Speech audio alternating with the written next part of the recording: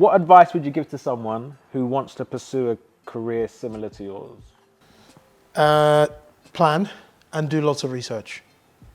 So one of the key things to me being successful to get in was a lot of research, pre getting in, and then planning.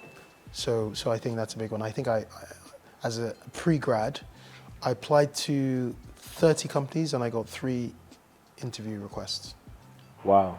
So that's the percent. And this was back in 2004, 2003, 2004. So just to give you an extent to, and it's probably even, I'm sure the rejection rates maybe are even higher now. Yeah. So yeah.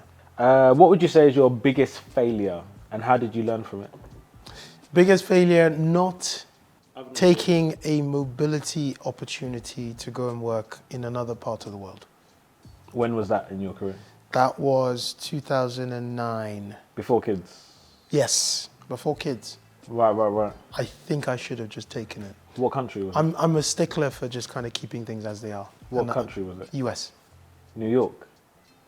It could have been, it was, highest probability was New York, but it was just US. Probably. So why did you not take it? Because I just didn't want change. I was happy.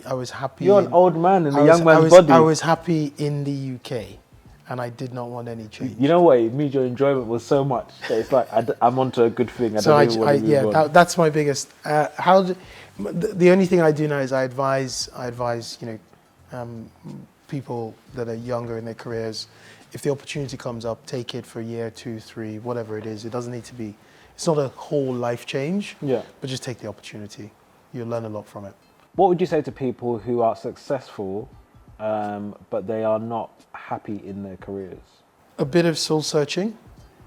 Try and go back to kind of what are the passions, what makes them happy, and try and see if there's a way that could be embedded into the successful career that they have.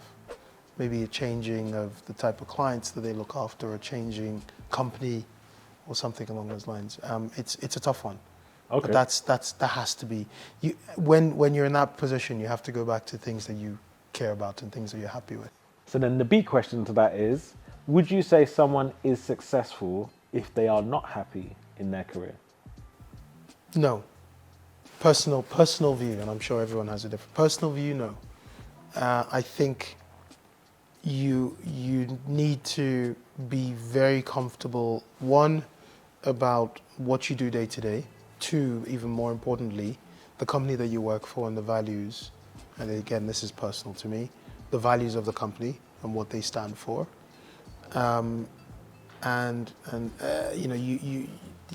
It's hard, in my opinion, to say that you've been successful just based on rank,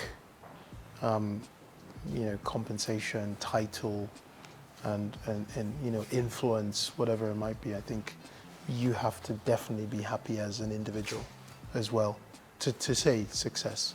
I think there's even probably more success in that piece than in all the other material pieces. What does a day in the life of a MD of a private bank look like?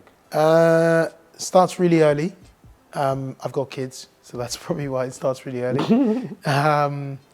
I get to work and on my way to work, actually, commuting, 2 things. I love listening to music on my commute. It's my opportunity to and I'm a big music fan. And then I try and catch up on the news. So what's happened overnight or what happened the day before that I missed. Get into work, catch up on emails, usually just by the type of work that I do. Some individuals, like you and me, you get home and that's when you do your admin, and that's when you send the email. Yeah. Right. So I'm the guy on the other side who receives the email. So you kind of look after that. I have lots of internal meetings, external meetings, meetings with my team on an individual basis or on a group basis, management meetings, which could be planning, strategy, long, short, medium term. And then do quite a bit of research as well, and research on different things. It could be research for a client or research for something strategic for the business. So it's a full day, and then it ends quite late. Not too late, to be fair, but I roughly do probably about 12-hour days. If I'm doing a full day, it's probably about a 12-hour day. And then obviously now, post-COVID, fantastic. Work from home sometimes, or go into work later sometimes. Again, something that we do in the team that I'm part of is just to, again, give people opportunity to actually live. Yeah. And there's some things you just can't do at the weekend that you have to do on a weekday. So every week, every member of my team has the opportunity to kind of come in late or leave early. Right. And we do that as well. So that's kind of the day without going into too much detail. No, that's good. So my summation was you do a lot of meetings. Yes, because of the nature of the role. Yeah, because you're not a doer anymore. You're a delegator. No. I am a doer. I'm still a doer. I'm still very much a doer. But Oh. I need to. If you're my client, I need to meet you. Right. Right. I can't do it all. I could do it virtually, but I also need to do it in person. Right. So that's why there's lots. That's why it's internal and external. So the external meetings are usually with you, Lakon, the high net worth individual, with lots of money. Exactly. So then that means taking you to fancy dinners, fancy restaurants, private jets, all that kind of good stuff. That's right? the image. Oh yeah, that's true. That's a good That's question. the image. Is that what private of banking is about when you're entertaining or when you're meeting clients? No, that's the image of private banking. So tell us the reality then. The reality is what's important to you right now. Right now, financially, what's important to you? But I'm asking you. But you can ask me that on the private jet that we take when we go to Paris. Yeah, no, but I'm asking you a question right now. What's financially most important to you right now?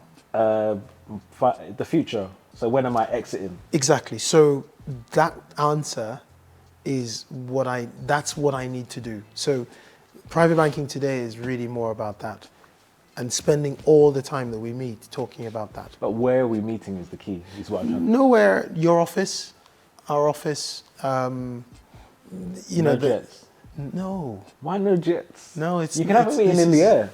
It's altitude not is that's better. that's just that's the Hollywood.